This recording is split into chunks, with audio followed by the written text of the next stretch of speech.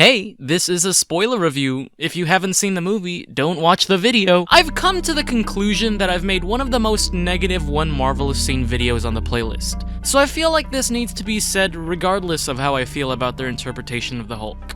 I like the Russos. They're my personal favorite directors in the MCU. They made some of my favorite MCU movies, and they made this one. They're very versatile with their directing style, as they can tell engaging stories whether it's mainly character-driven with only a handful of characters, or mainly setting-driven with tons of characters. And it shows, because Avengers Endgame is the Halo 3 of the Marvel Cinematic Universe, the epic conclusion to its 22 movies. Besides the marketing purposes, I do think Marvel made it pretty clear why they decided to not call this Infinity War Part 2. It is tonally and thematically a completely different movie from the last one. Yeah, you got a few sprinkles here and there of similar moments, people die, but the approach is much more different. Infinity War was very much a setting-driven movie. The focus was on Thanos, and we hardly saw or heard anything from the main Avengers. We saw the Infinity Stones get picked up one after the other. Characters made quick decisions to make the plot move forward. There's a continuous feel of dread and inevitable doom in that movie that makes it feel so dreary and somber. Endgame is much more character-driven in that it focuses on the characters' motivations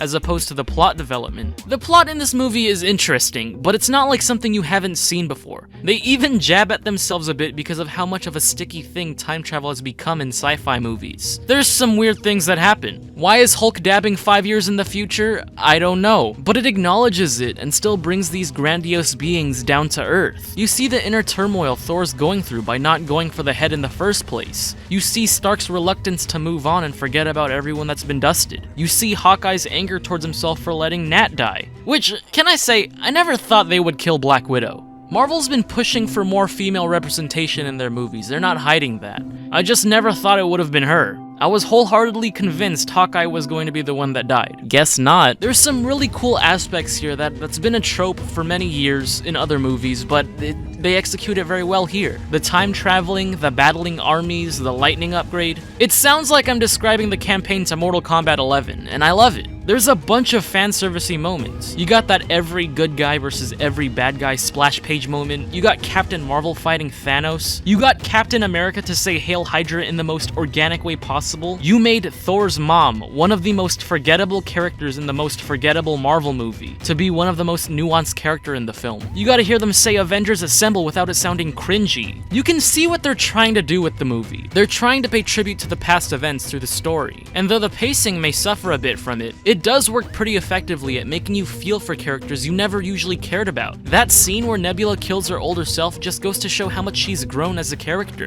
from this unredeemable self-deprecating person to an Avenger. And at the same time, it doesn't take away the spotlight from the characters you already cared about. It's unfortunate for me to say this, but I was spoiled for Endgame. Yeah, YouTube recommended me a spoiler the day before I saw it. Sure, not knowing that Iron Man died beforehand must have been a really cool surprise, and it might have made me more emotional than I already was. But the execution was what made it, and it was handled beautifully. I know an overwhelming majority of people thought that Cap was gonna sacrifice himself, Tony was gonna be the one to retire, and that I was one of the small percentage that actually believed it would be the other way around. Look, story-wise, I always thought Tony's death made the most sense. The Steve sacrificing himself idea never really clicked with me because it just never felt like it would be a satisfying closure to his arc. He's a soldier at war who never got a real life or had the chance to settle down. Having him die during battle seemed too one-note and generic for someone like him. That's the arc of every soldier in a war story. Tony, on the other hand, already lived his life and got what he wanted. He had a family, settled down, reconciled with his old friend, and passed the torch onto a new superhero. It just made sense because narratively, it would be the most emotionally impactful and just ending. He might have died in the comics, he might have died in some animation shows, but in the Marvel movies, it just didn't make any narrative sense to kill Steve off. And I'm so glad they went the other way around, because that Iron Man scene is gonna be remembered for a really long time.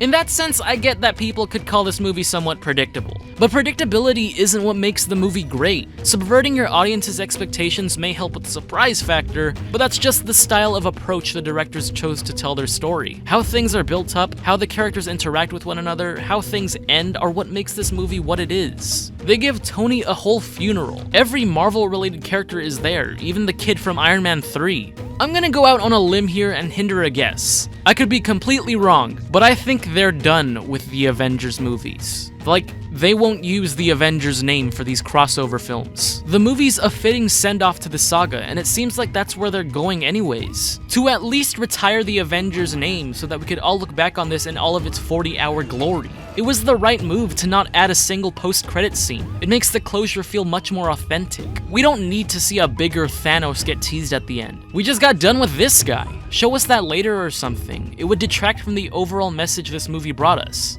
And that's finality. I think since Marvel got back the rights to the X-Men characters, the big crossover events aren't going to be called Avengers anymore. The main crossover events will be the X-Men movies. I don't know how they're going to transition into that, but that's just a thought.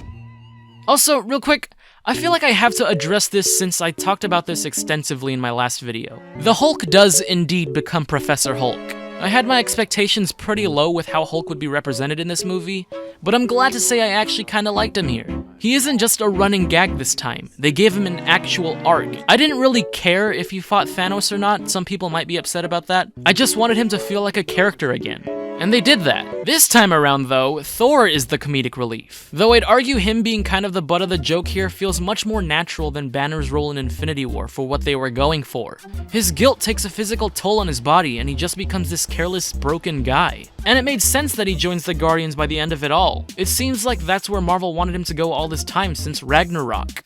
This is not my favorite Marvel movie. I don't know if I'd say it's technically better than Infinity War as a film, and Infinity War isn't even my favorite MCU movie. But I do prefer Endgame because of the raw emotions it draws upon from start to finish. It doesn't have as much action, but when it does start to show up, it's the best thing you could possibly think of. I'd probably give this an A-. I have no idea when I'm gonna upload again. I kinda need a break. Feel like this whole thing's been emotionally tiring. But yeah, thanks Marvel.